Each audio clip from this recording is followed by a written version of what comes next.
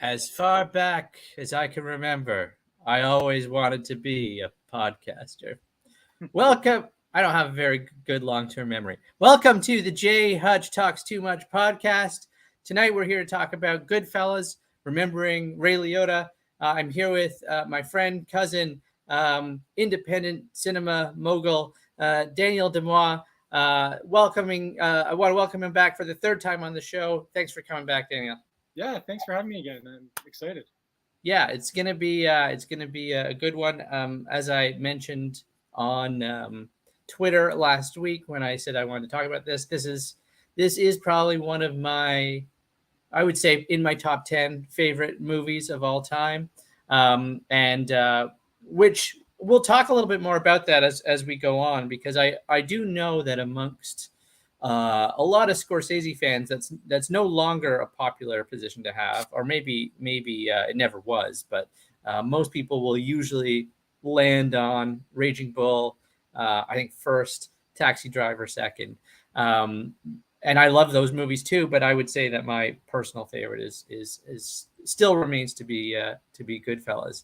Now I know that Daniel has a slightly different view on this, so I'm eager to hear his point of view. But before we get to that point, I do want to, I like to talk about sort of maybe how you first found this movie, how you discovered it. What do you recall being your original experiences with Goodfellas? I can remember. I can remember it pretty well, actually. Being someone who was interested in film from a young age, you hear about the movies you're supposed to see. You look at the books, you see what the 5-star films are. What are winning Oscars. What got beat by Dances with Wolves. That kind of stuff. And I was going over to it was Christmas, and we were going over to some cousins on the other side of the family, and I bought one of them the VHS of Goodfellas as a gift for Christmas, just kind of randomly, and partially I think because I knew it might get turned on that evening and I could see it. And you hadn't seen it yet. This would have been your way in. That's right, yeah. And I was probably pretty young, like 13 or something, because that was around the time when I started like buying stuff. Like I would buy, like it was around the time like Reservoir Dogs would have come out and that kind of stuff. Yeah, so I'd buy VHS tapes, and so I bought it. I brought it, and we put it on after dinner. I remember watching it in the basement, not for the whole family, just for me and for the kids table, pretty much. Although I was one of the younger of the kids table at the time, and right. And we probably watched half of it, and I loved it, and I was so excited because that's the charming part of the movie, the part that really gets its hooks in you and you're impressed by. And then we had to go because it was whatever time it was, and I don't think I finished it for a month afterwards, when I either bought it for myself because I loved it so much, or rented it or whatever. And I remember thinking, obviously the pacing of the film changes about halfway, but it's especially notable when you watch an hour of something super exciting and then it felt a bit like a bit of a letdown at the time. But with repeat viewings, as a teenager, it became like one that we watched all the time for sure. Yeah, I would definitely say like that was the thing. I remember when I was a teenager watching the movie, and it was introduced to me by my best friend in high school at the time, who was kind of obsessed with the movie. I think he discovered it and Casino roughly around the same time. So it probably would have been after you encountered it. It probably would have been a couple of years later, 95, 96, in that time. And my friend was so into it that he started coming to school wearing suits and like a mustard colored jacket that he would wear, and a very bright like red tie. And he wrote a play for something that was very inspired by like Casino, I think, mostly. So I saw the movie through him, but I do remember that, especially when it gets to the what I've learned from preparing for this discussion tonight, is known as like the wise guy's last day or something like that. Right. Last day as a wise guy. And that sort of final sequence of Ray Liotta driving around, being followed by the helicopter. Mm-hmm. It did. I always thought that was the weakest point of the film, but it keeps growing more and more on me every time I see it. And now I think it's as good as the rest of the movie, personally. The pressure of those scenes, like, is I don't think, like, it's like watching action without action, right? Like, it's not like what it's like. It's cut, and it's like an action scene, like a combat scene. It's Yeah. so exciting and quick, but when you're younger, it's probably harder to, connect with it. Like, Yeah. not that I can connect with it exactly now, but you can feel the external pressures as an adult maybe better than you might as a kid or teenager. Yeah, and it is such a, I guess part of what's kind of thrilling about Goodfellas when you first see it, or was thrilling for me and seemed to be for you, was that you're in this kind of world which is so unfamiliar to you, and it's colorful, and people talk in a way that you never people don't generally talk in other movies. There's a kind of rhythm to it.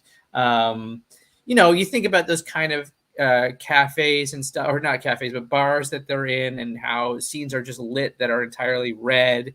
And then that last sequence comes out, and it's the light of day, and it kind of looks a little bit like a lot of other movies might look. Not in terms of the way it's edited. It's still edited in a very unique way.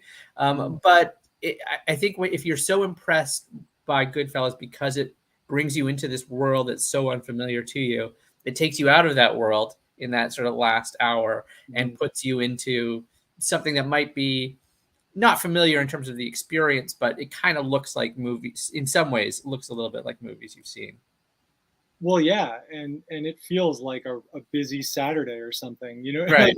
It's like everybody's had a long list of things they have to get done, and his things just happen to be, selling some guns or cutting the drugs.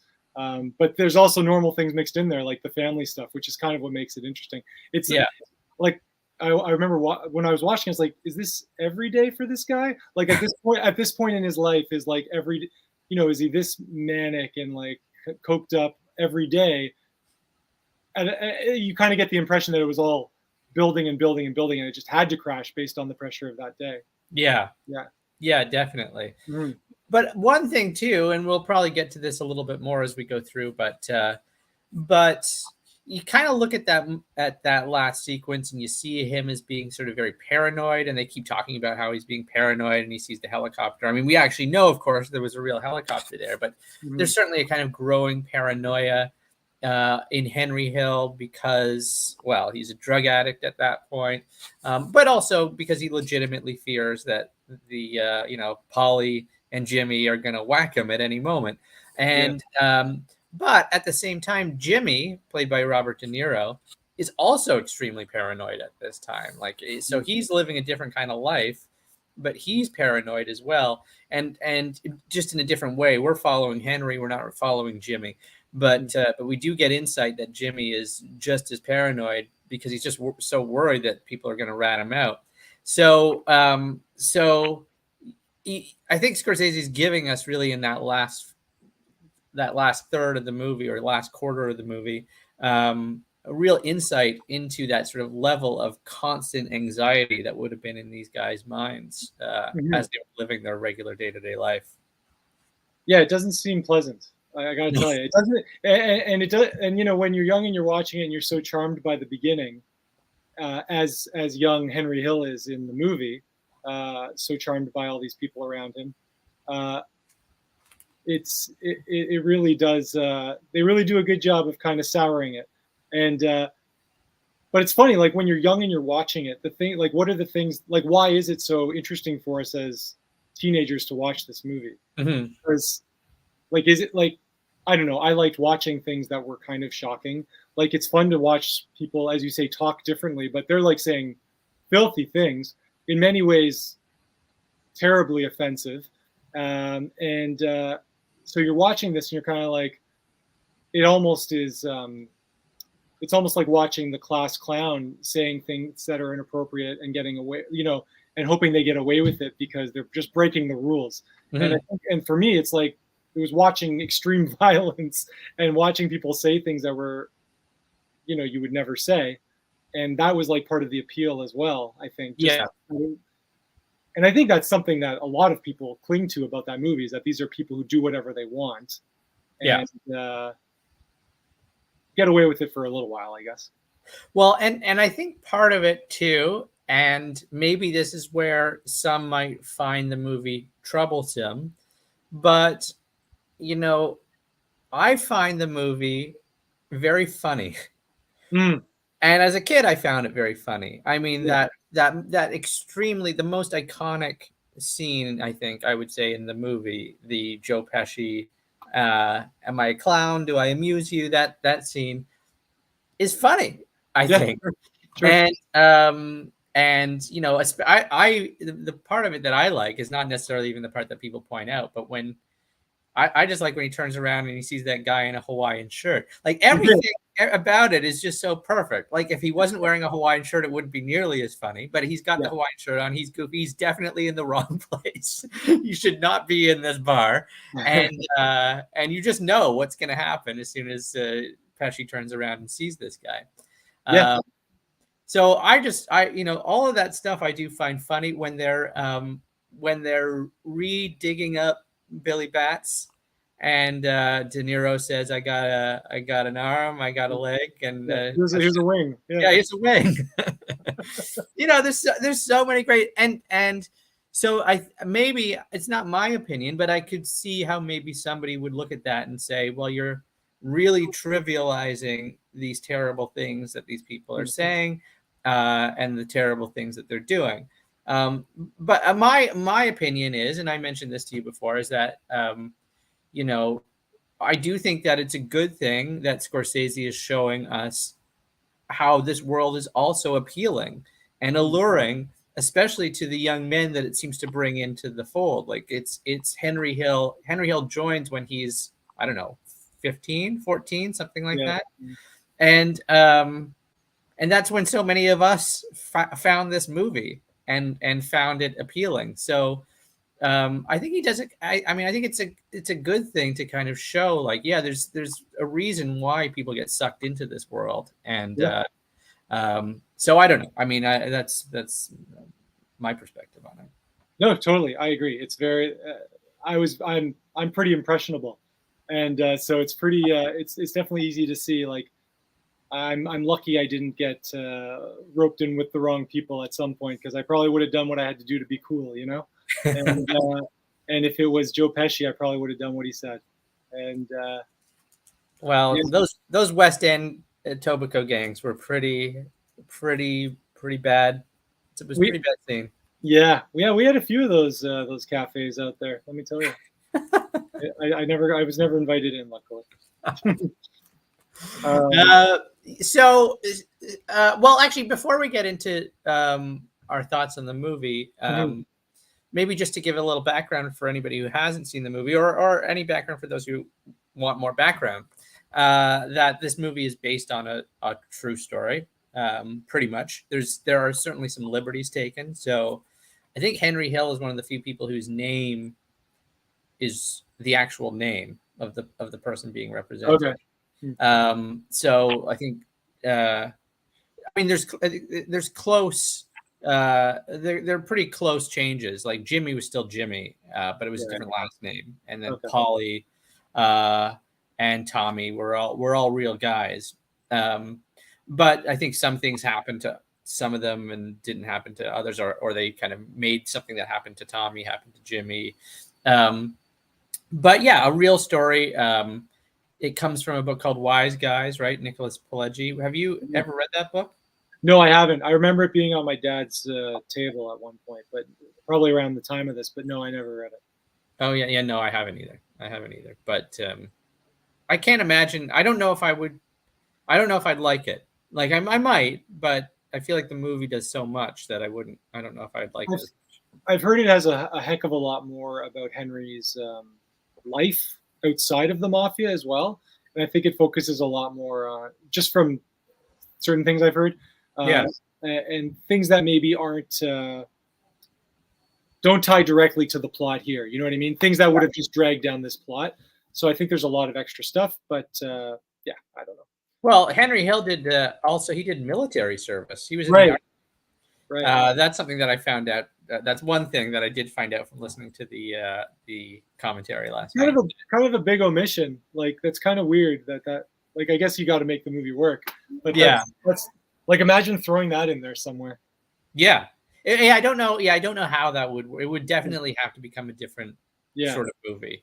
Yeah. What does it look like? It's like Full Metal Jacket suddenly entering into Goodfellas, but and this would have been after he first got involved with this gang, so it was sort of happening a little bit in the middle of his activities. An interesting little side note, but I don't think it would have worked in the movie. No way. But yeah, so it is a true story. Henry Hill eventually became this informant who I don't know if I want to use the mob terminology, but I will. He ratted out his fellow snitch. He's a snitch. Yeah, he's a snitch. That's right. And but he never got what was coming to him, that Henry Hill. Yeah, because he put them all away. And so Polly and Jimmy got put away. Tommy would have already been dead. Yeah. Yeah. So most of the as I was saying to you before, the commentary, if you have the DVD or the Blu-ray, I've got it right here. There you go. It wasn't the most interesting commentary I've ever heard in my life. It's a lot of Henry Hill going, yeah, I did that. But it might be worth listening to. That's where I found out about the army stuff. So there's some interesting stuff there. Sorry, there's just a funny thing on the commentary that I watched, which is the other one, where Liotta and Henry Hill are together for a moment. Yeah. And Liotta's like, yeah, you actually did that, eh? And they're like almost laughing about it. And you're like, oh man, this is weird. This is so strange. Well, the other thing about the movie that's a bit that I wonder about is the fact that it never shows Henry Hill doing the worst things. No. There's always somebody, because even at the end, the thing that prompts him to turn them over is that he gets asked to do a hit on somebody. And he says, I never got asked to do a hit on somebody. Yeah.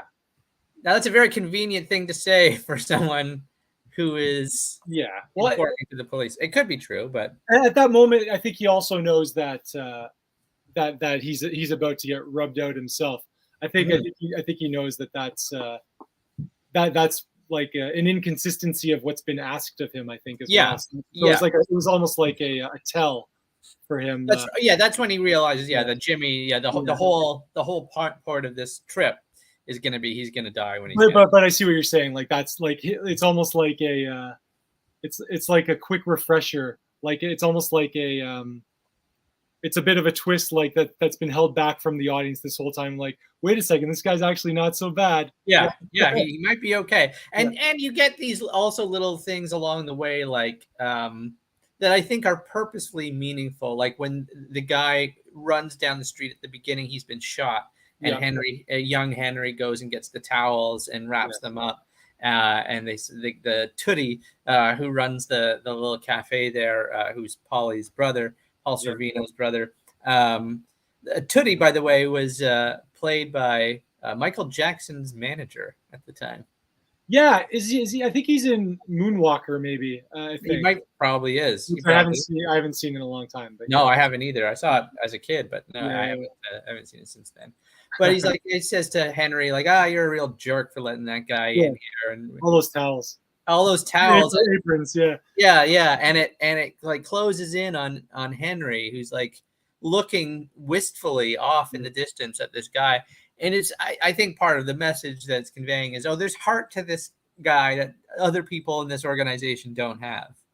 Yes, that's true, and they do a good job of making like him either on the sidelines whenever there's some extreme violence happening, or like locking the door as opposed to participating in it. Or the like his most violent scene probably is when he's defending Karen with the neighbor. Like that's probably the only real indication you get that he can be super violent. But it's you can forgive that one because there's a worse guy of the moment, you know? Yeah, absolutely. Speaking of Karen, that is something that has gone up in my estimation since I first watched the movie. Because as a young guy watching it, I'm mostly just watching it for the gangsters, the male performances. But I thought Lorraine Bracco is fantastic in this movie. I don't know. What do you think? Yes, I agree that she's fantastic. I think there's moments, especially early on, actually, like the part where she confronts him at the taxi stand, I think is great. Yes.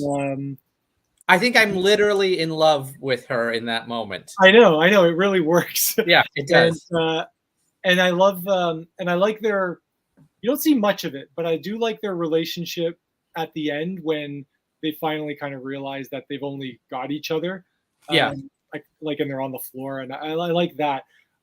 I do think a lot of the drama between them, I could take or leave, though. Okay, fair enough. Fair enough. I think she's fantastic, but in terms of the plot, I'm not terribly interested in stories of infidelity. You know what I mean? Like, sure. In the context of this film.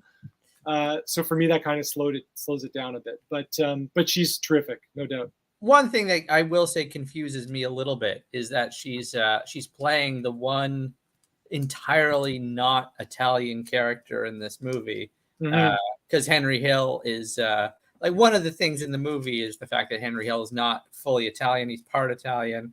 Right. Jimmy, played by De Niro, is part Italian, part Irish. Yeah. And but to get to play the entirely non-Italian character, they get Lorraine Bracco. It's kind of interesting too, because she's like she's not the only character that stands up to Henry, but she's like it's almost like all the other wives who you assume are Italian are very I don't know. I shouldn't get into this. But what are they trying to say about the wives of the Italian gangsters? And then and she's the one who is of Jewish descent, and she's the one who's not taking any guff from him, basically. You know what I mean? Yeah. So that's kind of interesting, I guess. I don't know if that's intentional or not, but I wonder. I mean, she's an outsider to that world, right? Right from the get-go. Yes, she's an outsider to that world. Yeah, and you get the sense that all those other women have been in some ways part of it. And because the fact is, I think too, that Karen, the Lorraine Bracco character, becomes a bit more of those kind of women as the movie goes on. Yes, I might say. There's never, I think, to its credit, there's never a moment where that's stated explicitly that, oh, I am that woman now that I was so horrified by at the beginning. Yeah, that's never said, but I do think that to some degree, she's just so cool that you can't quite see it maybe as much. But no, I think you're totally right though. Like when she's showing off the fireplace that opens up and everything like that, like that's so close to the first scene where she's talking about how tacky all the wives are. Yes, like it's like that. Like her character in that scene would have fit perfectly in that previous scene. Yeah. So yeah, no, I agree. She does fall prey to the charm of the lifestyle. Right.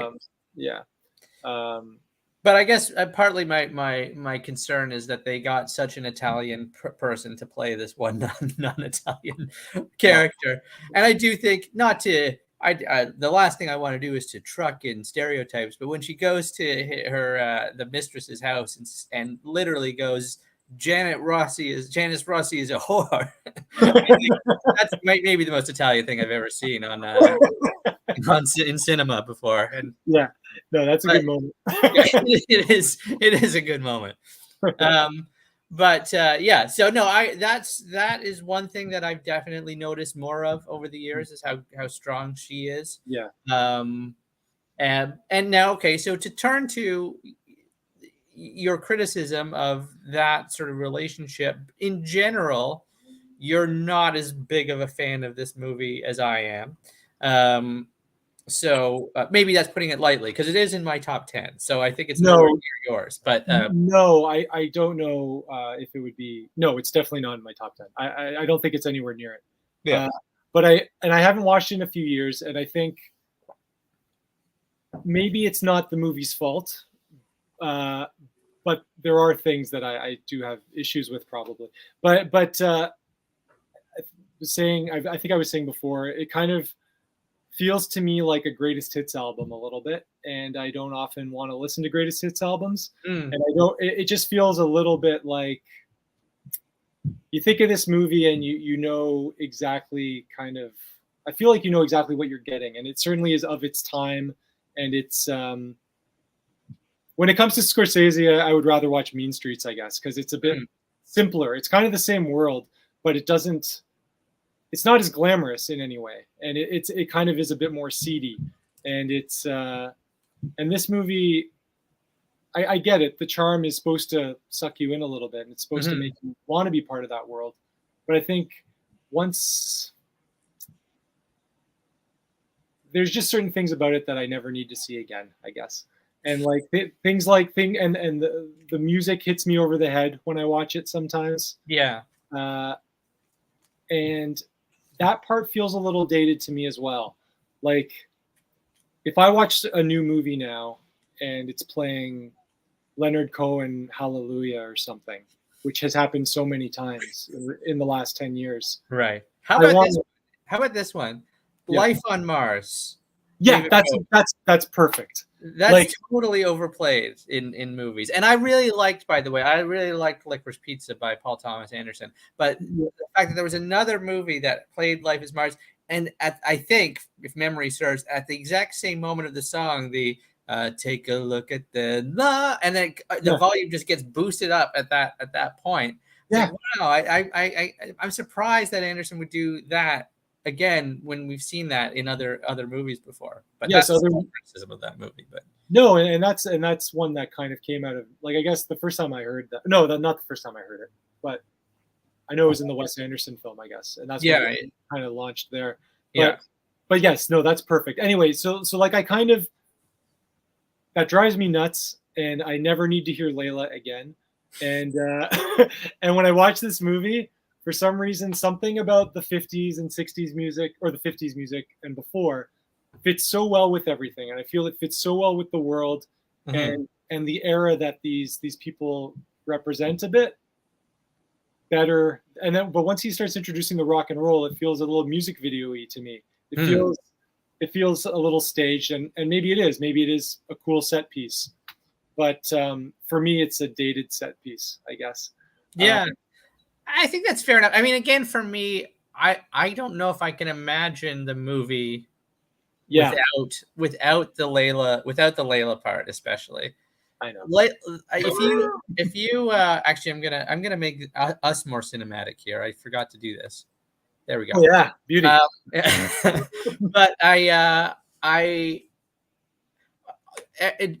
Gina will attest to this, that every time we're listening to the radio and Layla comes on, I will do a Henry Hill monologue. See, the thing that they didn't understand about being, I'll always do it, because I just I more associate the song with the movie than the movie with the song at this point. Which is probably better. Yeah. That's probably the better way to go. Yeah. So, but I wonder, do you think that it's, in your comparison between Mean Streets and Goodfellas, because obviously I like Goodfellas more than Mean Streets. I think Mean Streets is a great movie too. Sure. Yeah. But do you think that Goodfellas is a too smooth version of Mean Streets? I'll give you a kind of a comparative example, and I don't know if you've seen these movies, but I often think of like Robert Altman's work, and he's got a movie like Nashville, and then he's got a movie like Shortcuts. And again, I love both of those movies, but Shortcuts feels to me like a smoother version of Nashville, like just a slightly easier version. And I wonder if that is part of the issue too, in terms of the distinction between. Yeah, that could be part of it. That could be part of it. At least that's maybe part of the reason I thought I didn't like it, because when I watched it recently, I didn't find it as obnoxious for those reasons as I used to. Right. So I actually found the movie quite lacking in a lot of style compared to some of his other stuff. Like, it's not a very attractive movie. Like, the lighting is kind of not great. It almost looked a little cheap to me at times, which I know probably sounds crazy, but then when I was watching the commentary, the cinematographer said, I didn't want to spend a lot of time on beautiful lighting because these aren't beautiful people. This isn't beautiful content. So it is. So I guess, so there's that. But at the same time, I think it's that I am less charmed by the characters now than I used to be. And I think that's part of it. I watch it now, and I watch, I think I wouldn't want to be friends with these guys. Like, even in the early scenes, I'm watching it and I'm like, I don't think I could, I don't relate to it as much as I maybe once did. Okay. And I wouldn't want to have a friend who I was worried was going to kill me at any second, or who shot like the guy, at the bar just because he insulted him. Like, obviously they're supposed to be terrifying people, but I buy into the camaraderie of it a little bit less now. Especially, you watch movies about gangsters, and I guess Godfather is not representative of all gangster films, but it sells you family in a way that this movie does not. And maybe that's because this movie is pointing out that that's BS. Maybe that's what it's kind of trying to do. But I think, if anything, I maybe resist it because of how much I was taken in by it when I was young. Like, it's like, wait a second, there's nothing charming about these people. This is disgusting. They're awful. And I find it hard to, I used to be impressed by them, I guess. So I kind of feel like I go through kind of I know that's what you're supposed to do. Like, that is almost the experience that is intended of the film. Yeah. But I think now when I watch it, I don't have the highs. I don't have the high highs anymore. I just have the low lows. Okay. So it's successful on that level for you, but maybe not the best level for it to be successful. Yeah. See, I don't know if I ever wanted to hang out with them. Yeah. Even as a kid, I'm not sure I wanted to hang out, because I mean, I knew as a 15-year-old I would not do well with this group of people. Sure. Because anybody at school who even exhibited similar behavior, I did not do well with those people. Yeah. So they didn't take my quips good naturedly. So I didn't, but nevertheless, I guess I just would still be I would like to kind of be in a room unnoticed by these people, watching them, which I guess is what it is when you're watching the movie. It's like being in that room and unnoticed by those people, which to me is the most ideal way to experience these people. It's obviously a silly thing for me to say I don't want to be friends with these people. Like, that doesn't make any sense. Like, that's not what the point of the movie is. You're not. It's well, maybe it is. Maybe it is. I think for a lot of people it is, and I think maybe we don't want to get into this, but I think the amount that the movie is embraced for that early stuff, and posters on dorm room walls of Goodfellas, like, that's probably influenced my feelings about it a little bit too, because when people enjoy things for the wrong reasons, it kind of drives me crazy. It is weird though what sort of people do hook into, because there's obviously as we've talked about, a negative turn in Goodfellas, where the point is to show that like none of this was ever worth it. Yeah. And you could say the same thing about like a movie like Reservoir Dogs, which, you know, people were turning those guys into sort of these iconic figures as well. Yeah. And even like talking about posters that people would put up, Train Spotting back in the 90s. Yeah. And that's another one of those movies where it's like, this is a lifestyle that you can see is why it's alluring, but also why you never actually want to be a part of that kind of lifestyle. And you watch it kind of all fall apart. But again, people were like fetishizing those early parts of the movie as being super exciting, and when he's running down the street and all that kind of stuff to Iggy Pop, you know, which again we were just talking before about movies that kind of followed in the footsteps of Goodfellas, and I would maybe throw Train Spotting in with that Sure. films too. Well, it is the music, I think, too. I think the music of these movies is so, like, people get their hooks into when there's an iconic song playing over something interesting on the film, and that sticks with you. Like, you know, we could list a million, I'm sure, but it makes it more like a party, you know? It makes it more like, or like, you know, people quoting Joe Pesci to each other, you know what I mean? Like, that's, it's just, I don't know. I feel like I'm talking like an old man right now, but well, I just don't know. I don't know how to deal with that in a way. You know what I mean? Like, it's like The Catcher in the Rye. You know, that's a book that I always loved, but at the same time, there are real, like, literally insane people who have like taken that book and done crazy things. But I don't know. Like, that doesn't, it's hard for that to change my initial sort of reading of that book and how influential that was on me. And I mean, now everybody hates that book. I still think it's great, but there's a lot of people who are very critical of The Catcher. Yeah, I haven't read it in a while, but I remember liking it. Yeah. But yeah, and I don't. It's just it is, but it's a weird phenomenon that there's an audience out there who really seems to just miss the point of these movies for the most part. Yeah, and maybe that shouldn't bother me.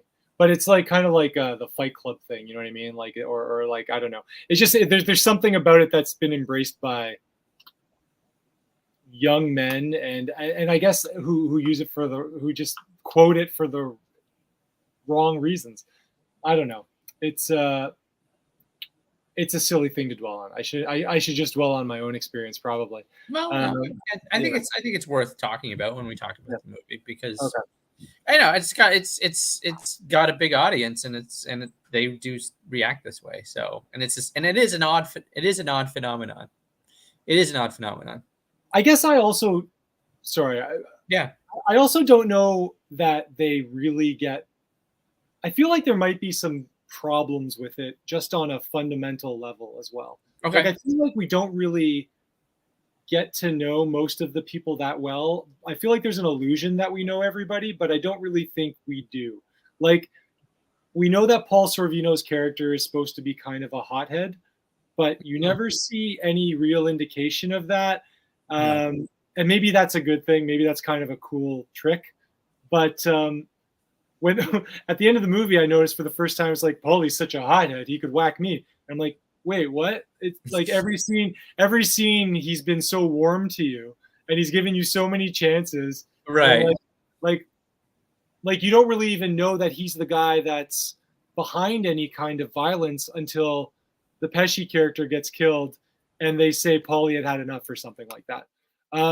So there's things like that, and I feel like even Jimmy, you don't even really know much about him, just that he's this gent, and he I don't know.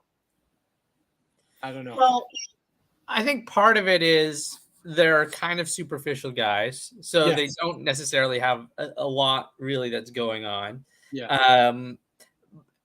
I do kind of like that characterization of Paulie. Maybe it's kind of cliched, but I do like the fact that, you know, it's like that Simpsons joke where there's the mob fight going on their lawn in front of the house, and Homer's like, that guy there hasn't done anything yet, and pretty soon, you know, he's just standing there, so you know he's going to do something crazy, and that's kind of the role that Paul Sorvino has, is that like at the first time you see him is when the guys are all horsing around at the cab stand.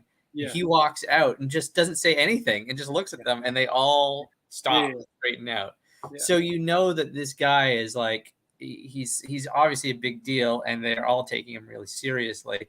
And yeah, you never see him do anything really beyond just be this like patriarchal kind of figure. And there's a lot of those shots where you just see him looking. And also, another part of the movie that I love is when they talk about Tommy to him after he has that fit in the bar, and the bar owner, the club owner, is talking to Paulie about it, and Paulie goes, "What do you want me to do? You want me to rub him out?" And the guy says, "Oh, might not be a bad idea." Yeah. And the look that Paul Sorvino gives is like his heart has been broken. Yeah. No, he's excellent. Sorvino is probably my favorite thing about rewatching this movie recently. Like, I think he's terrific.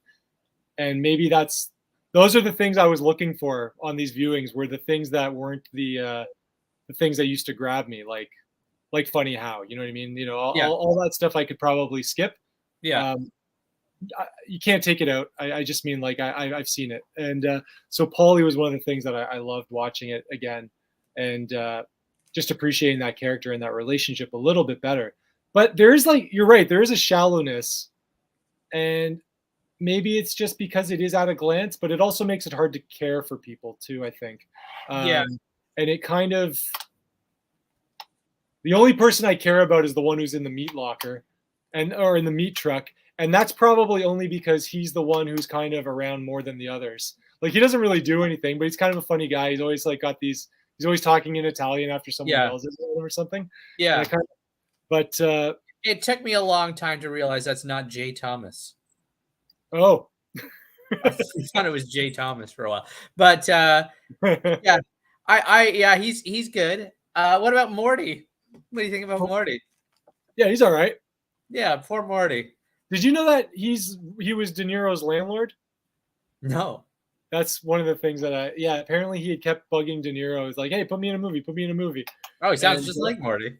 Yeah, exactly. Yeah, that's his character, isn't it? Yeah. No, I like that guy. He's a real pain. I don't know how he lasted as long as he did, though. Yeah. You wonder, like, they're getting together for Christmas with this guy. Like, I don't know how. I don't know. It's funny. It's funny to see. I just don't know how that world works, and obviously, I don't. You know what? One thing that I realized for the first time watching it is these guys really are just thugs. Like, there's nothing. There's a lot of sheen on a lot of what happens. Yeah. Like, the Copacabana scene is probably the best example. Like, yeah, you come in, they set up a table from you, skip the line, like, everything. The world is your oyster.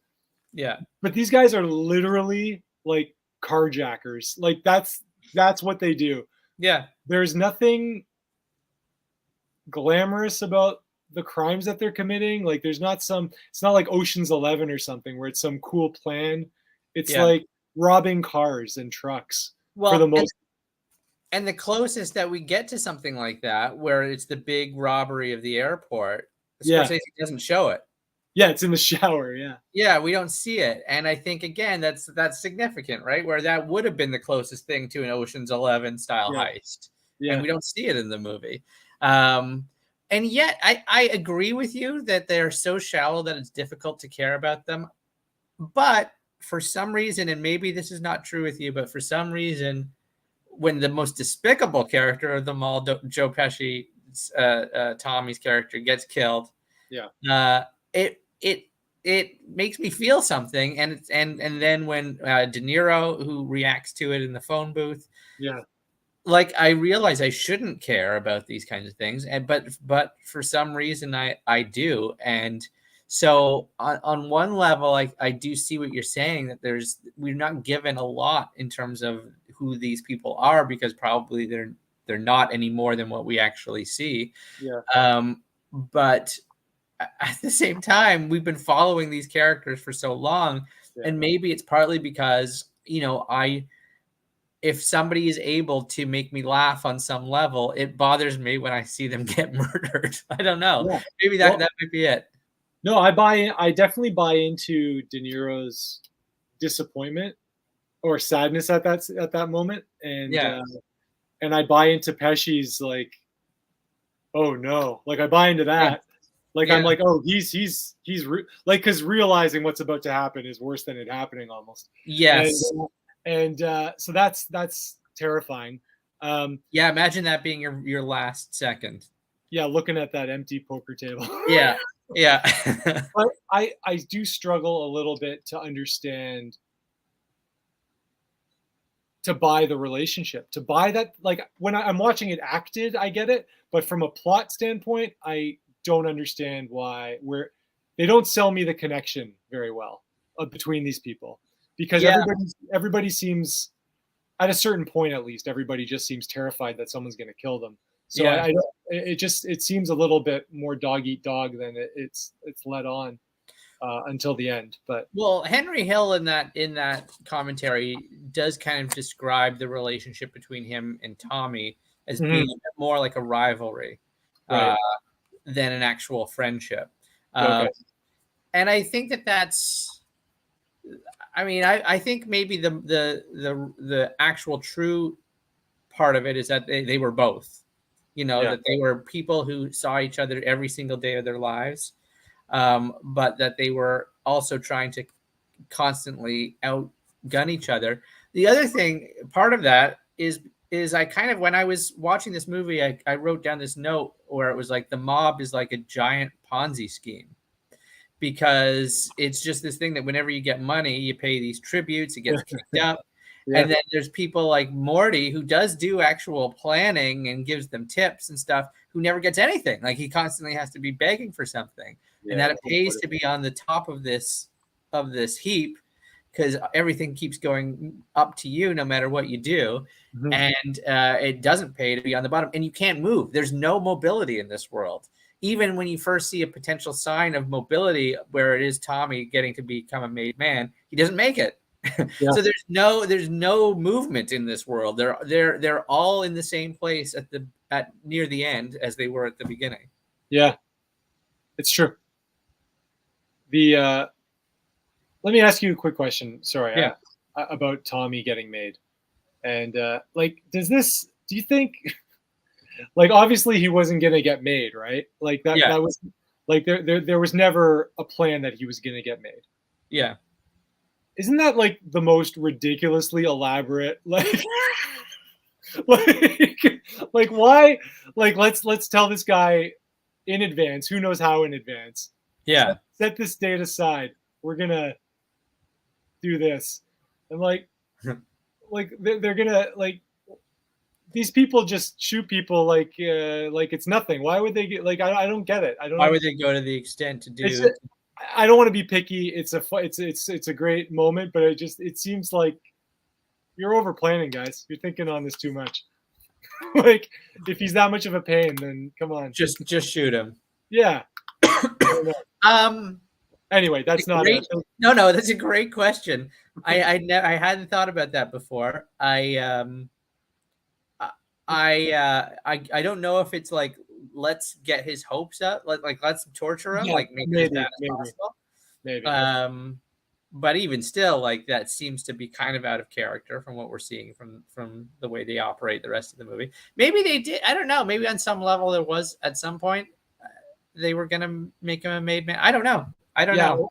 Or maybe it was to not have the other two around because they couldn't be at the ceremony. Maybe right.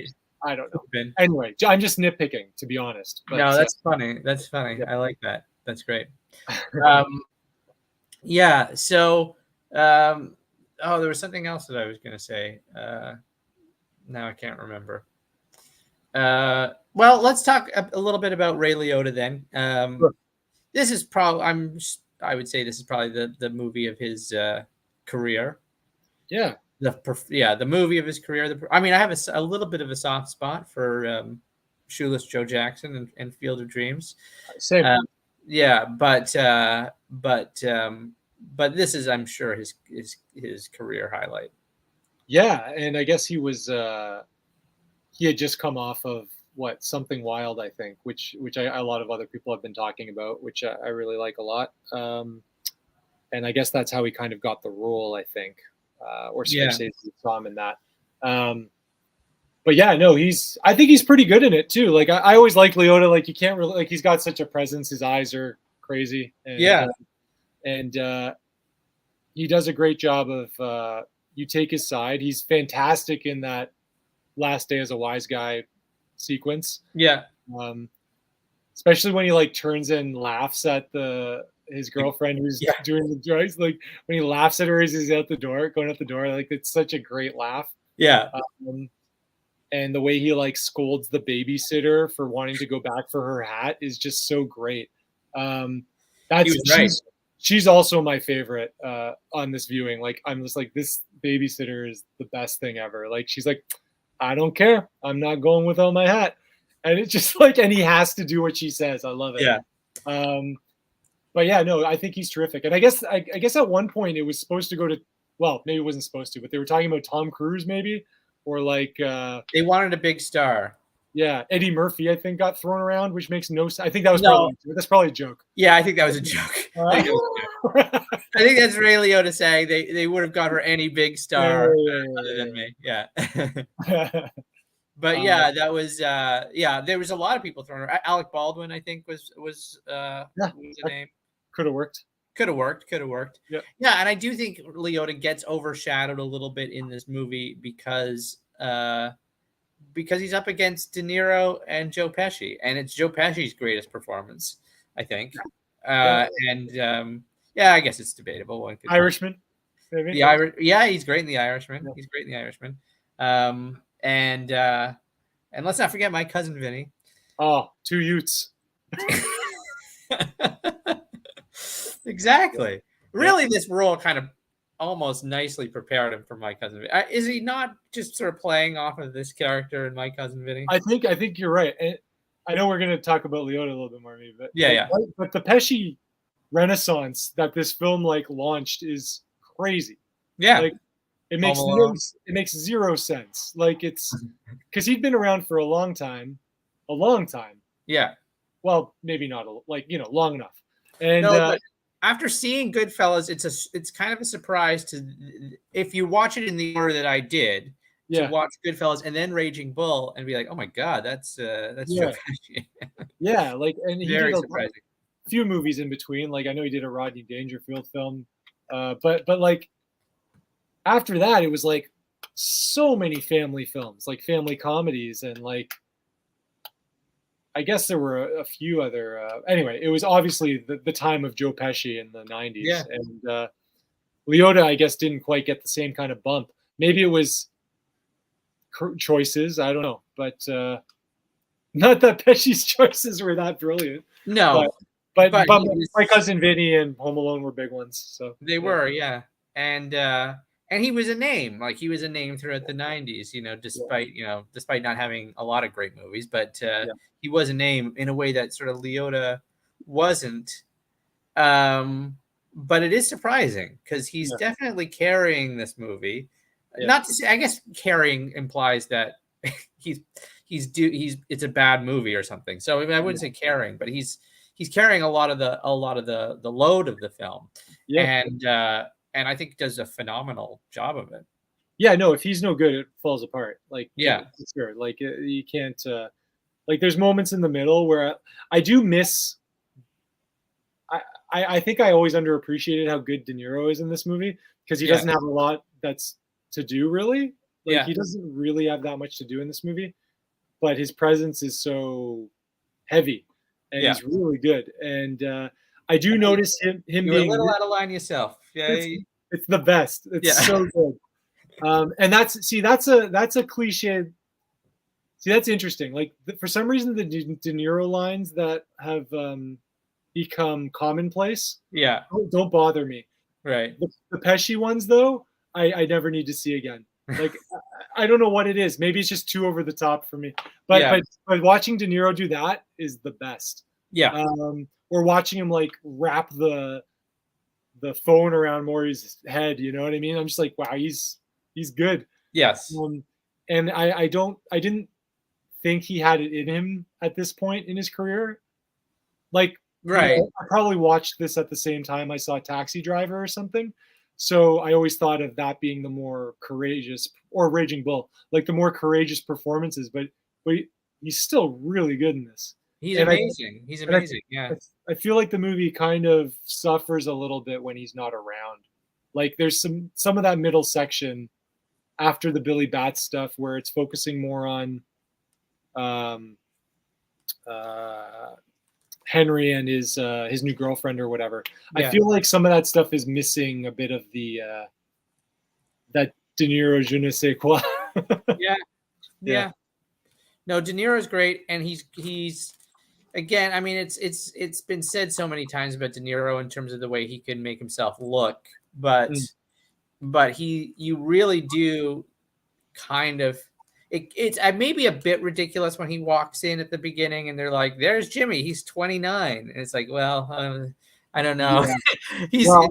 De Niro is older in this movie than I am right now, so it's hard to necessarily see him as a 29-year-old. But as he gets older throughout the film, he does definitely change. His whole sort of demeanor changes.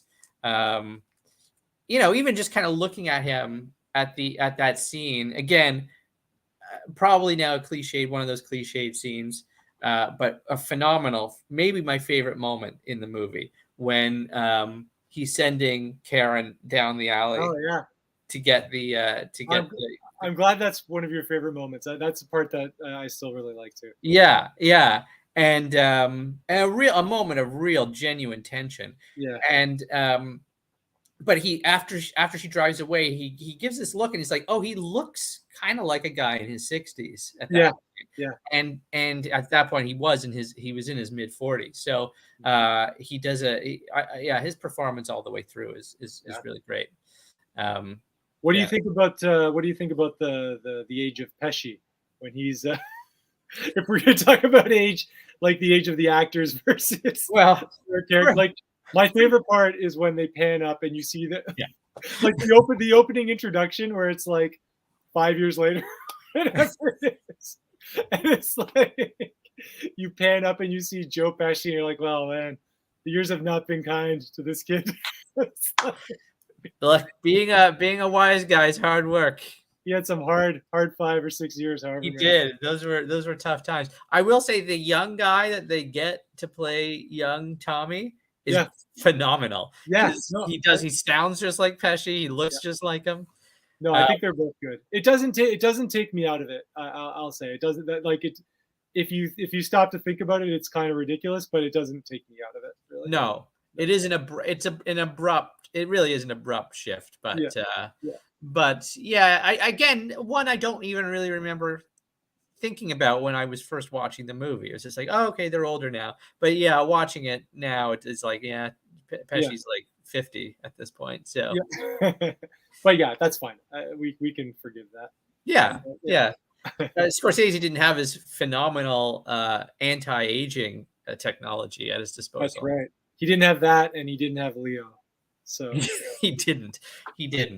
One wonders what this movie would have been like with a DiCaprio. I mean, I love DiCaprio actually. I think he's a really good performer. But you know what? I take issue with the Scorsese DiCaprio films a little bit. But, okay. I don't. Yeah. I don't know. What are they? I guess Departed is the big one. I just can't really connect with DiCaprio, and I'm sure that's a common thing to say, but I just don't think he for me, he doesn't. He's good. Like, no doubt he's not good, but no doubt he is good. But I just don't think I would take Ray Liotta over DiCaprio for sure. Yeah, I don't think don't think DiCaprio personally. I don't think I preferred a DiCaprio performance in a Scorsese movie more than I like Liotta's performance in this movie.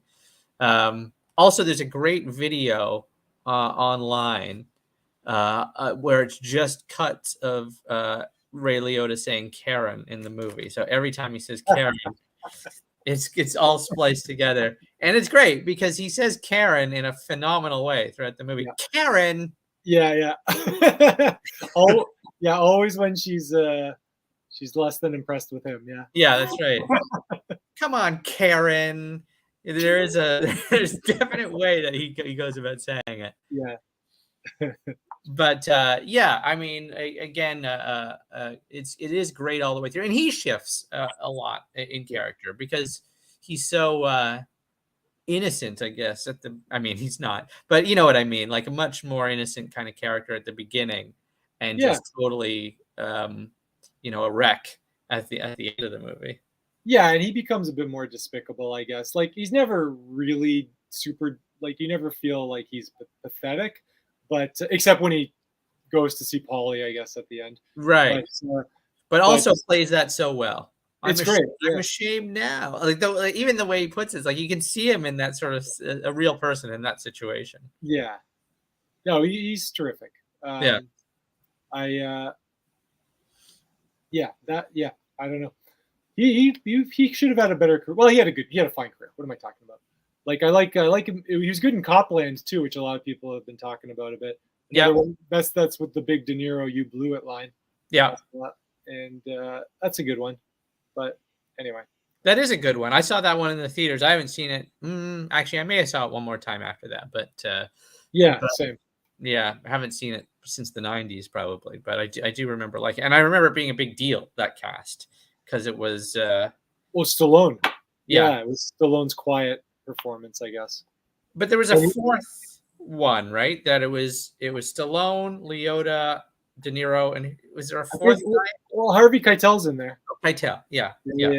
He's like the head of the bad cops, I guess. Yes, yeah. Another thing I want to bring up about this movie that I think it does really well is it really does awkward very well.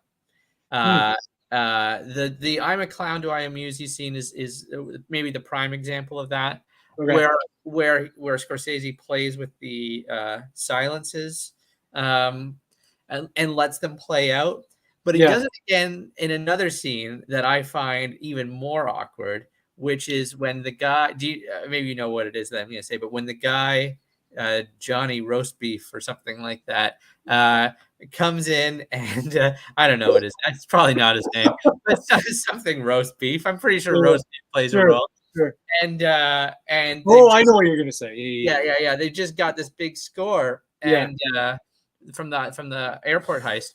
And the guy, it's also the whole scene is funny because De Niro just told people to not make any purchases, and all these people do. Yeah. And but he's like, Jimmy, let me show you my car. Yeah. And then Jimmy, and I feel like we've all been in one of these situations before where we're like, hey, let me tell you about something that I did, and then it turns out to not be good at all. You should not have said anything. Yeah, exactly. And what proceeds is one of the most awkward scenes on film, I think. Yeah. And again, because Scorsese just lets it hang, and the guy doesn't know what to say, right? And it's so well done. No, it's great. And Joe Roast Beef or whatever his name is, he's like, I'm sorry, Jimmy, I'm sorry. And every time he says sorry, like De Niro just gives him one. He's like, like, don't you apologize to me? Don't you apologize? You just do better. Like, what are you wrong with you? And then as soon as he kicks that guy out, the other guy comes in with the fur coat. And he's like, get out of here, get out of here. Yeah. Jay Thomas. It's so good. Yeah, no, that's true. That is a good awkward moment. I'm trying to think if there's other ones. I guess it's just they're building up how scary these guys can be, right? Like and they do it pretty effectively. But it's almost, that scene is almost like when you say something to a parent, you know, and you get caught out for something. Yeah, you spent your money on what? Yeah. Yeah. So that's really well done. I like that a lot. And and another. So a question I have for you: what do you see as the turning point where things all go wrong? Because I've heard various different perspectives on it. What do you think? When do you think the movie takes a turn? And while you answer, I'm gonna turn on the light because I forgot to turn on the light. So you want me to talk though? Yeah, you go ahead. Okay. I'll still hear you. Yeah. Okay. The turning point, and I think I heard Scorsese say the climax of the film, which I would probably agree with, is the the Billy Bats murder. Yeah. So you've got this murder sequence, and that's the moment where everything goes wrong because they've done something they're not supposed to do. And that's kind of when, Billy Bats is a made guy. They've done something that is against the code, I guess. And it's all downhill from there. Right. And shortly after that, there's the killing of Spider, at the card game, like a pretty innocent guy. That's, I think, maybe 5 or 10 minutes later. So like those two incidents happen pretty close, and so that's you've got Billy Bats, and then it kind of starts to go down, and you've got Spider, and it keeps going down. Yeah, and it's also like everything goes bad from there. Like it's immediately after the Spider scene or the Billy Bats scene. I always think this is jarring. I think it's a bad decision editing pacing wise, but it immediately cuts to but Fridays were definitely for the girlfriends. And you're just kind of like, what? Like what? This this is like right after this murder scene, I think. The murder and the burial. Well, after the burial, I think, pretty much. It's like almost right after the burial, I believe.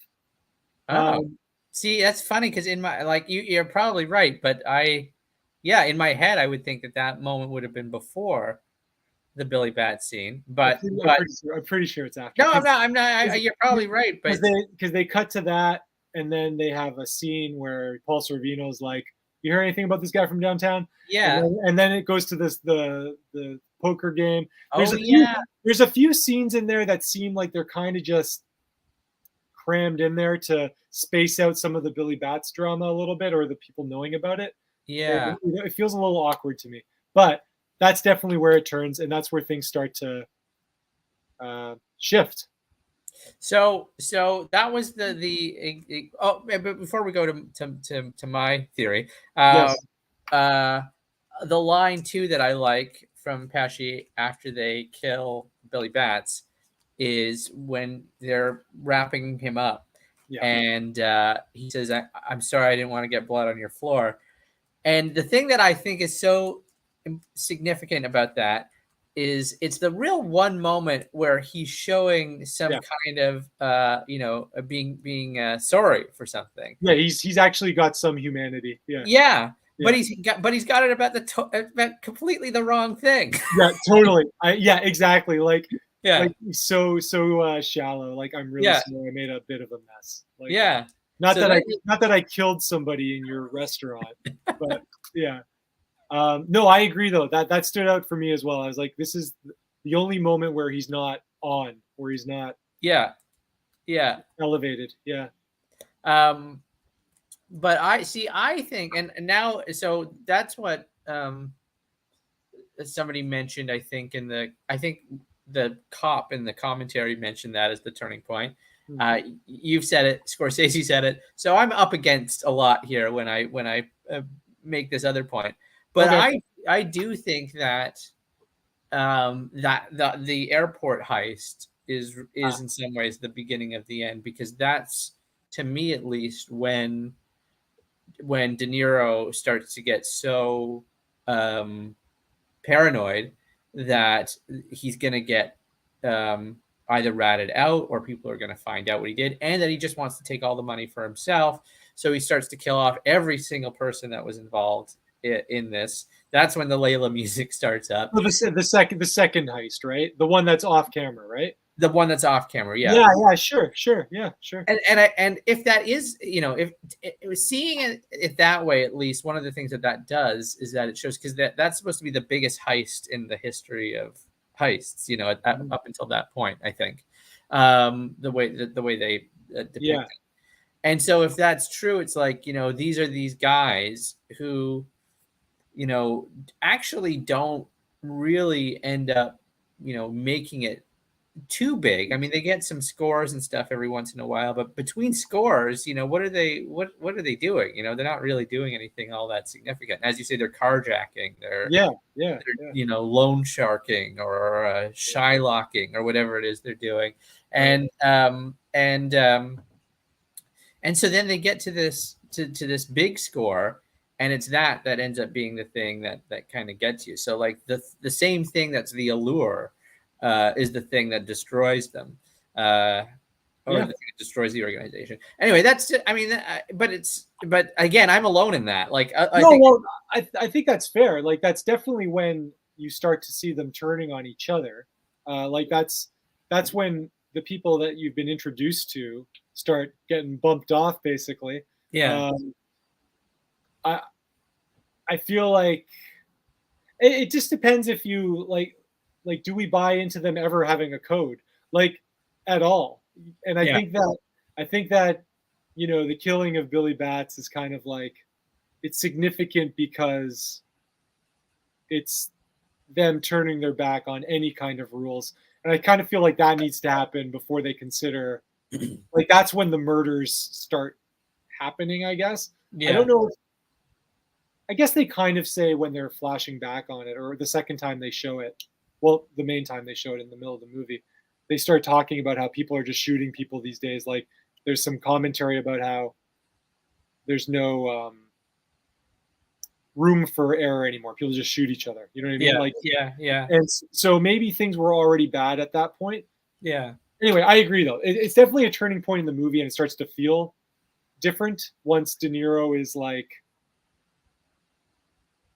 loses his cool, we'll say. And for me, that's when the movie actually gets interesting again. Like, I feel like after Billy Batts, there's like a bunch of stuff that I don't care about so much. Like, and then once De Niro starts to, once the paranoia kicks in for everybody, that's when it gets interesting again, I think.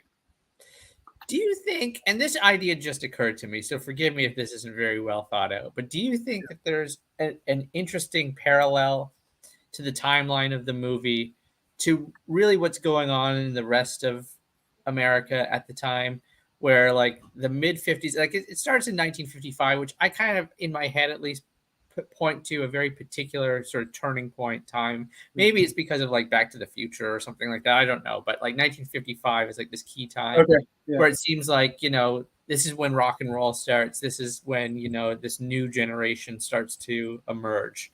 And then you get the kind of the 50s and the 60s and the kind of dream of the 1960s and, all the potential things that we as a human race could achieve and do. And then that all starts to fall apart in the 70s. 1970 is when Billy Batts gets killed.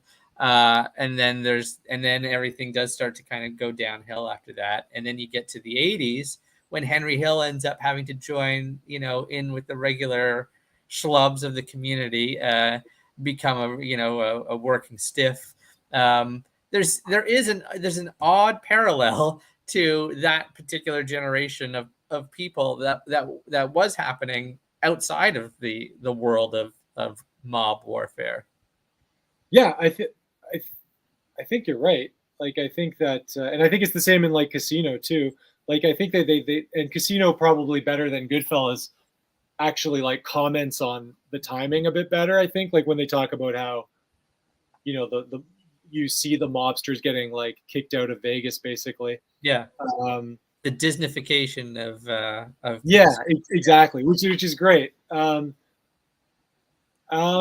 It's interesting to think of gangsters being tied up in the hope of the 60s or something. It is. It's crazy. It's kind of funny that they would be having their own kind of, I don't know, ambitions of something at that time. Yeah. but and it's also very like similar to like a movie like Boogie Nights we were talking about, where although the timing's a bit different, like with Boogie Nights, it's once the '80s come, then it's all over because of video. Yeah. Uh, Yeah. I'm not sure what the like cocaine, I guess, is always kind of in all these gangster movies, always kind of is an indication of the end.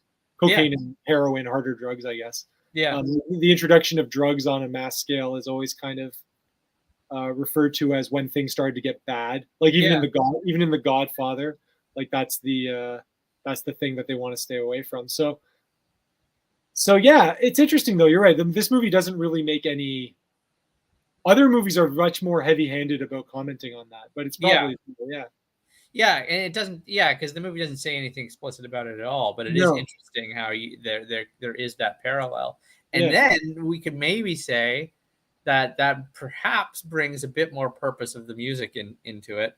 But no, I agree. I think the music is definitely of its time for the most part. Where the scenes take place. Yeah. Okay, so what I've been told I should make these shorter. So, but I do, but nevertheless, I do want to talk about one more thing about the movie, and then I'm happy to hear other things that you. Sure, yeah. But I want to talk about a little bit of the style, because it's a fairly lengthy movie. Like it's over 2 hours, right? Or it's just over 2 hours. Maybe it's like two and a half, I think. Is it 2.5 hours? Yeah. 146 minutes. Yeah, so it is. It's 2.5 hours. Yeah. So but to me, anyways, it's a super fast movie. And I've said to people, or I kind of use the line a lot that I like really slow movies, but it's a bit of a, I don't know. It's not quite true because I do like a lot of slow movies, but I do like fast movies too. Sure, yeah. The last movie that you and I talked about was an example of that, as a very sort of fast-paced movie, Duck Soup. Yes. And I think that this is another one of those fast movies, and a movie that Scorsese, the comparisons that Scorsese seems to be making a lot is with the French New Wave. He talks about how he wanted to take the first couple minutes of Jules and Jim and make the whole Goodfellas like that. Oh, nice. And you can see that certainly, and you can certainly see those kind of breathless like shots. Like the one that always comes to mind is in that Last Day as a Wise Guy sequence, and he's making the stuff in his kitchen, and they cut they keep cutting back to him, like the same shot, but it's closer in. A very kind of Jean-Luc Godard kind of move there.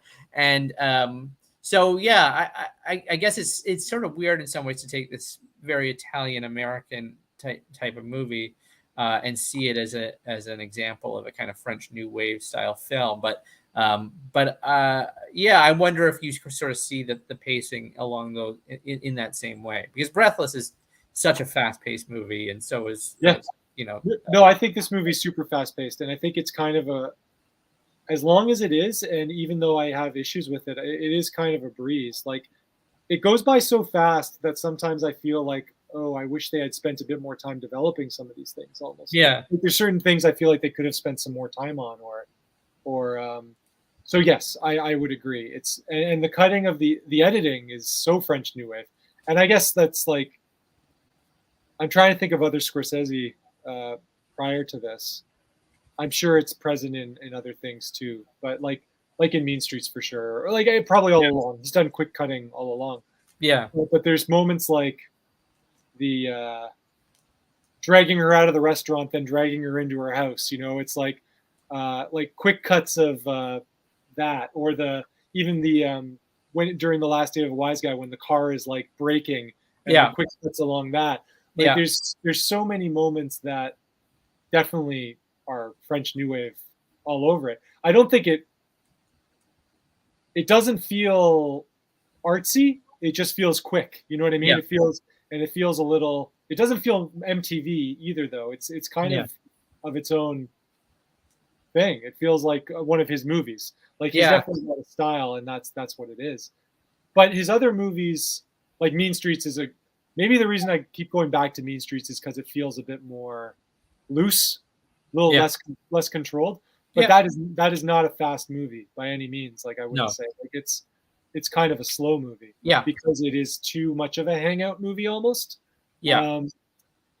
I like it, but it's definitely a hang film. Yeah. And this one is go, go, go. And it's a pretty tight script, I'd say, as well. So that probably helps. Yeah. And in some ways, I don't know, like I guess based on something that you said before, I think maybe you're less of this than I am. I do like to, I guess the auteur theory is something that gets used incorrectly a lot. And because I think a lot of people look at the auteur theory as being like, the auteur theory shows that basically it's the director makes virtually the same movie time and time again, when in actual fact, it's the opposite of that, because, they're talking about people like John Ford and Howard Hawks, who are making very different movies from movie to movie. I mean, Ford will make the Westerns a lot, but he'll also make How Green Was My Valley, and he'll also make Grapes of Wrath and things like that. And so I guess the point of the auteur theory, as far as I understand it, is like, even when they're making very, very different things, you can still sort of see the fingerprint of the filmmaker there. Yeah. But I also like that other misconception of it, where you do kind of see like where you're really seeing the world through the filmmaker's eyes. And so I always I like Altman for that reason, because it does seem like we're seeing a particular version of reality that only Altman can show us. Okay. Yeah. And that's true of Scorsese. And partly I just feel like this movie is more attuned to Scorsese than any other of his movies, because, as I mentioned to you, I've learned that if you put on any movie at 1.5 speed, or any YouTube video, it sounds exactly like Martin Scorsese. Everybody sounds like Martin Scorsese on 1.5 speed. Yeah. And so to me, the pacing of this movie is like hearing Martin Scorsese talk. Yeah, that makes sense. Well, yeah, it's a fast movie. There's a lot of drugs involved. And I completely. It's also just, I know this isn't like maybe specifically what you're referring to, but we didn't really touch on, like with Auteur Theory and bringing something of yourself to the movies, like the fact that Scorsese was sort of on the sidelines of this world as a youngster as well, probably means it's kind of a personal film. I don't think it's quite as personal as Mean Streets, which was those were probably closer to the people he was actually hanging out with. Yeah. But he talks on the other commentary about how he did know some of these, not these specific people, but people like this. Yeah. And he saw them, and he was maybe a little bit like Henry Hill, watching them from through his window and being in awe of them. So so there's definitely that, which I think is also why Scorsese gets kind of always pigeonholed as kind of the gangster director, because he does have this kind of, the Italian upbringing and being around the gangsters a little bit in New York. And I don't think that's where the auteur theory fails a little bit, or the misconception of the auteur theory, because he may be bringing a part of himself to these movies, but that doesn't mean he's bringing it to Age of Innocence, which you referred to earlier. Yeah. And I think that the actual auteur theory would probably find a place for the Age of Innocence in it.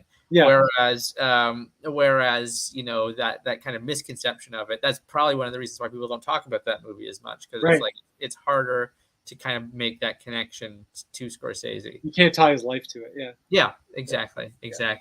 But I also think, it would be useful to think about New York filmmakers in terms of boroughs, because, they're so uniquely different from one another that I wonder if thinking of it in terms of boroughs might be helpful. That like you got because Scorsese's like a Queens, I'm guessing, I know a lot of this movie is shot in Queens. You know what? I don't know enough about New York geography, to be honest. I'm just going right. I'm improvising right now, but I think of maybe Scorsese potentially as Queens, and Spike Lee is like Brooklyn, and Yeah, sure. Woody Allen in Manhattan, and Yeah. they're all very different New Yorks. Yeah, I guess that's true. Huh. I'd like to. I wish I had a list now, and I could see like if there's anybody else who focuses on Queens and how it's different. Yeah, I don't know. Like when I think of Queens, I think of the Costanzas. Sure. Yeah, that's funny. I'm just looking up now where Taxi Driver is set. Like I guess like Taxi Driver, I think is downtown. Like I think that's Manhattan, probably. Oh, it is Manhattan. Yeah. Yeah. Right. Which is where Scorsese would have gone to see all the movies and everything. Yeah. Well, that kind of shoots that theory a little bit. Then I don't know. I'll look up movies set in Queens. We'll do a follow up. Yeah. Coming to America is set in Queens. I know that. But. That's a funny movie. That guy almost starred in Goodfellas.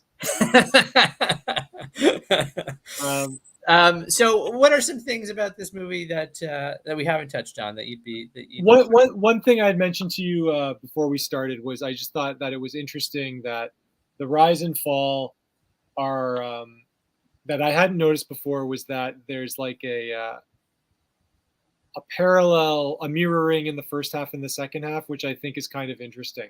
And I think that that's probably, besides Paul Sorvino and the Lois the Babysitter, that's probably my favorite, and the one Joe Pesci line. This is probably my favorite thing that I noticed this viewing, which I feel kind of silly. I don't know. Like I'm surprised.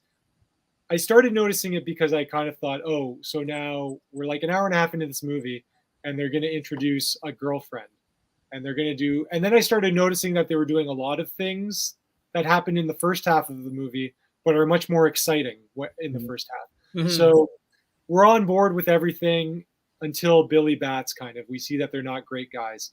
And then immediately after that, Henry Hill meets a new girl. Karen is yelling at her. So you've got a whole new courtship in that scene. Then you end up getting you get a food scene, and then you get a food scene that's less glamorous when like during The Last Day as a Wise Guy, you get you've got the food scene in the jail, which is fun and chill and really makes everybody want to eat. Yeah. And then you've got the one where he's like freaking out about the pasta all day. Yeah. There's a second courtroom scene. Like the first courtroom scene is really exciting. Then you get one at the end, almost at the exact opposite end of the movie, where he's like doing the exact thing that he didn't do in the first scene, which was keep his mouth shut and never rat on his friends. I think that's kind of an interesting thing about the structure of the movie. I don't know if it makes it more entertaining, but I think it's interesting that they made that decision to kind of have that mirroring there. And I kind of appreciate that decision. It makes me like the movie a little bit more because it kind of it shows that they're a little invested in showing showing you something that you enjoyed and then showing you it again in a way that makes you not enjoy it. It's like a nice little it pulls the rug out from under you.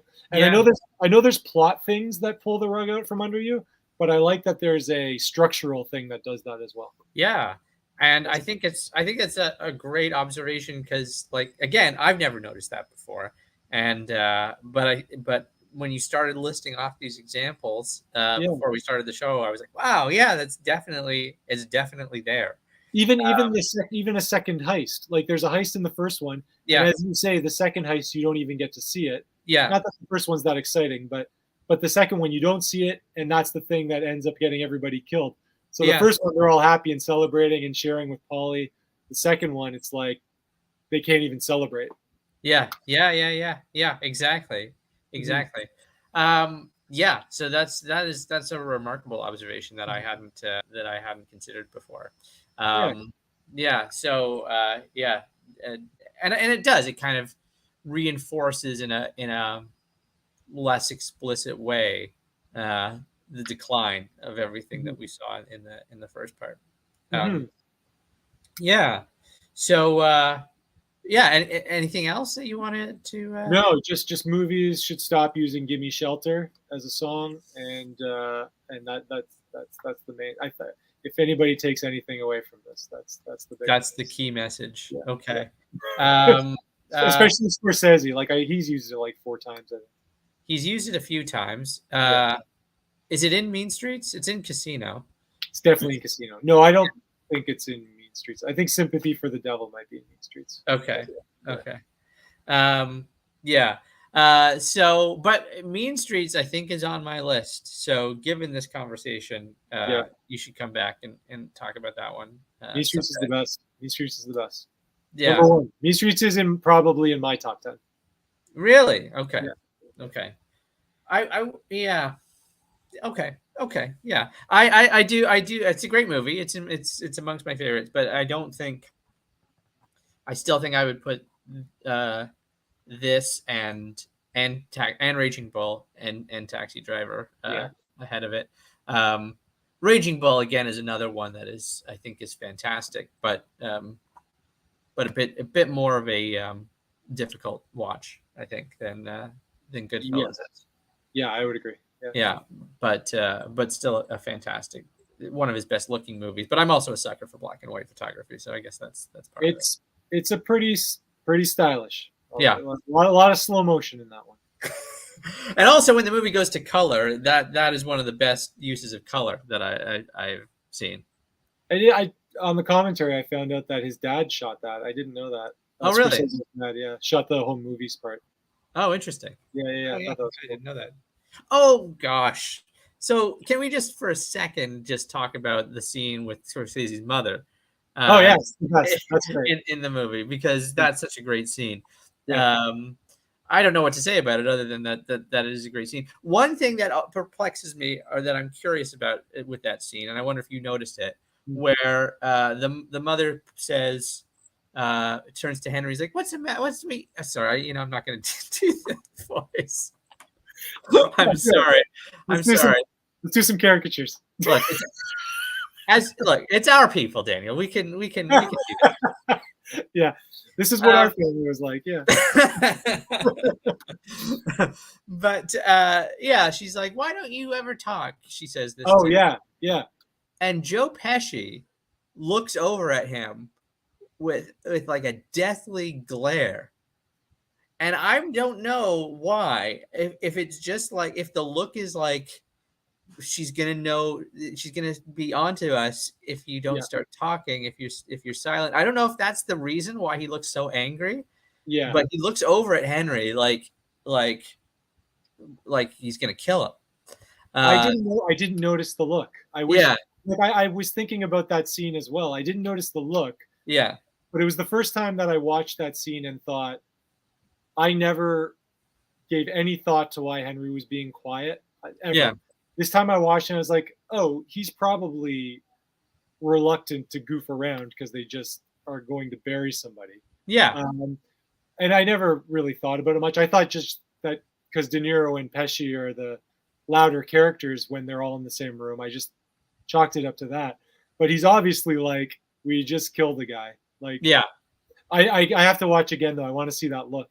Yeah, you look for that look because I'm very curious about it. Yeah, no, it's the same guy, right? Who rushes to get the aprons when the guy's bleeding. So, I think that's true. And then the great De Niro looks like somebody we know. It's so great. It's so it's amazing how funny he can be in those movies, and then he gets saddled with such garbage comedy material. Like most of the time. Like he can be so good with, like, I guess it only works in. Like, I guess that wouldn't work outside of the context of that film, but it's just, he's so good as with that kind of a line. It's great. Yeah, there is something about these kind of vicious movies and comedy in it. Like, I think Fargo in many ways, which is it's its own thing. I wouldn't qualify that as a kind of Goodfellas like movie, but also very funny. There's the Buscemi character is extremely funny in that movie too, when he's doing these terrible things. So I don't know. There is something about it that makes it extra funny. Maybe it's just because it's a relief from all the terrible things that you're seeing. When I watch it, I with De Niro, I'm just like, I laugh because it's like, oh my God, he's so cold. Yeah. like he's so cold that he's actually like making a joke about this right now. Yeah. Whereas with Buscemi and Fargo or something, it's more like the absurdity of the situation, right? Yeah, It's that's true. Fargo's more of a dark comedy, but Yes. which is why you said they're not the same. But Yeah. but yeah, but Yeah. No, anyway, it's true. that gallows humor though, yeah. Absolutely. I mean, there is just something funny about despicable behavior. Yeah, there is. That's what has charmed so many of us about this That's movie. right. That's true. So so the question that I always ask you when you're on is have you ever played Goodfellas before? Yeah, I forget, to be Okay. honest. I forget. We might have played it once.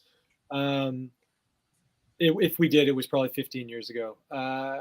Scorsese, for some reason, hasn't worked that well, and I think he kind of falls prey to that. I bet it would work now, to be honest, because like when we first started playing movies like Taxi Driver or Raging Bull or those two were very commonplace in the rep cinemas. Yeah. Like the Bloor played Taxi Driver all the time in Toronto, and it was kind of just a rep standard. Goodfellas never really was, I don't think, because it's later. Yeah. That's why I think it would be interesting to try that one, because it is so often Taxi Driver and Raging Bull seem to be the go-tos. Yeah. I'd be curious to try it now, I guess. We'd probably have to put a disclaimer in front of it or something, just because of some of the language. But yeah, right. Well, no, we would. Maybe we wouldn't. People who are, I'm just. But there's things in it that are troublesome. But sure. But I think that goes without saying with this movie. No, you're right. No, we haven't played it. Those movies never really did well when we played them, though. The other ones, the Scorsese ones. Like Raging Bull, I remember the big story. One of our favorite stories is my partner Andy. He was managing when we played Raging Bull one night. Yeah. And there was not many people in the audience, and he had to tell a couple to stop making out. Like during Raging Bull, like, and so that tells you something, I guess. But I wouldn't mind trying Goodfellas now. Like Scarface has started to draw a good audience again. So okay, yeah, okay, yeah. Because I've never seen Goodfellas in a theater. Would you go? Would you? Absolutely. Like, part of me wonders if it suffers the same problem as like things that are always on TV. You know what I mean? Mm-hmm. Like, yeah. Like if it's like nobody's gonna go see. I don't know why I always think of Anchorman. I think of movies that people like are used to watching at home on video on an afternoon or something. I feel like people are less likely to go see something in a theater if they're used to watching it at home. Yeah. Well, I mean, yeah. I think with Goodfellas, you would be, at least right this moment, you would be competing with Netflix, and you would be competing with Crave. Yeah. But I don't know. I can't explain why people would go see certain things and not others. But I can't imagine passing up the opportunity to see Goodfellas on a big screen. All right. Well, we'll do it once it doesn't seem like a cash in. Yeah. Fair enough. Understandable.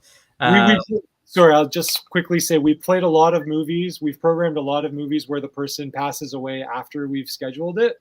Oh. Like mostly Star Trek. But right. we kind of at a certain point stopped programming stuff when someone has just passed away. It felt a little weird. But sure.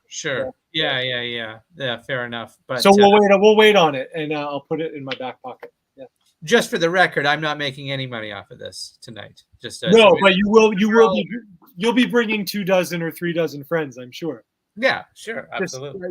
Excellent, perfect. Yeah, and then we'll get into a fight afterwards. I think is what the plan is going to be.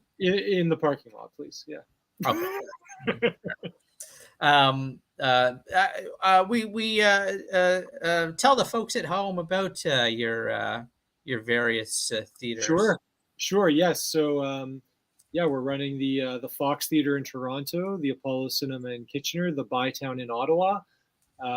Lots of fun stuff coming up. We've got the new Cronenberg opening at the Fox if you're watching this in the next week or two. Apollo always has fun events going on.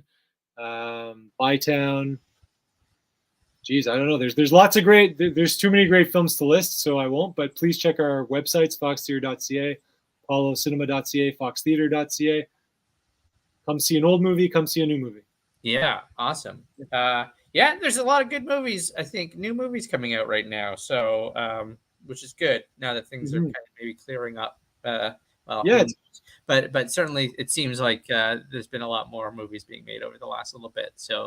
So that'll be good to see a lot of those. And I was just saying to myself the other day, I want to definitely make a habit, because I think I'm at a point in my life where I'm enjoying movies as much as I did when I was a teenager, which is the first time I could say that since I was a teenager. So that's awesome. That's great. Yeah, so it's pretty exciting. So I was just saying to myself the other day, I'm going to go to the movies a lot more often, and because it's a whole different kind of experience. So yeah, I'd like to do that.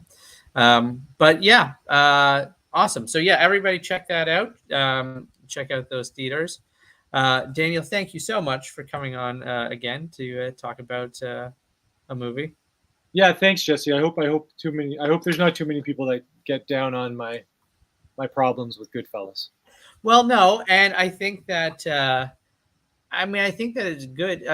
I've mostly there's really been no pushback on anything that I talked about so far on this channel. So so I think it's good to get different perspectives on the film, especially because like one of the things I didn't really want to do was because I know it's fashionable to focus in on things that you don't like. Like I think that's maybe has greater entertainment value if you're dunking on something. But I just want to talk about things that I like. But I am certainly glad to get different thoughts on it, especially since like your thought is like you like the movie, but you have a lot of reservations about it. So. Yeah, I'm still going to give it four bags of Skittles. All right. Yeah. 4 bags of Skittles out of 5, probably. Yeah. No, I won't go there. Okay, so but yeah, so thank you. This has been great, and hope to have you on again soon. Yeah, thanks, Jesse. It was nice chatting. Awesome. All right. So, and let me do one more thing just to say, if you like this video, please give it a like. If you haven't subscribed to the channel, please subscribe. If you're listening to this on the podcast, the audio podcast, feel free to rate and review. Thanks, everybody. Thanks, Daniel. We'll see everyone soon. Take care. Good night.